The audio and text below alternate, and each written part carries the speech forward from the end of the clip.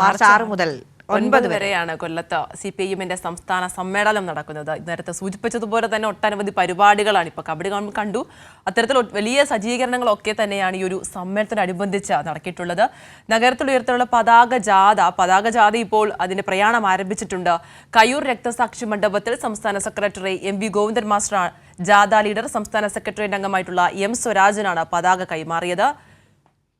അതെ, സിജു ആണ് ആ വിവരങ്ങൾ നൽകാനുള്ളത്. സിജു, വളരെ ആവേശകരമായ സമ്മേളനത്തിന്റെ തുടക്കമാകാൻ ഒരുങ്ങുകയാണ്. ഒരുക്കങ്ങളൊക്കെ ഏത് ഘട്ടത്തിലാണ്?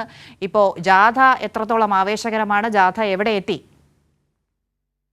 24ാം പാർട്ടി കോൺഗ്രസിന്റെ ഭാഗമായുള്ള CPIM-ന്റെ സംസ്ഥാന സമ്മേളനത്തിന്റെ ഭാഗമായുള്ള പൊതുസമ്മേളന നഗരിയിലേക്കുള്ള പതാക ജാഥയാണ് ഇന്ന് കയ്യൂരിൽ നിന്ന് പ്രയാണം ആരംഭിച്ചിരിക്കുന്നത്. ബ്രിട്ടീഷ് സാമ്രാജ്യത്വത്തിനുമെതിരെ അതോടൊപ്പം തന്നെ ജന്മനാടിവാഴ്ത്തത്തിനെതിരായ സമരത്തിന്റെ ജ്വലിക്കുന്ന ഓർമ്മകളുള്ള കയ്യൂർ രക്തസാക്ഷികളുടെ മണ്ണിൽ നിന്നാണ് ജാഥ പ്രയാണം ആരംഭിച്ചത്.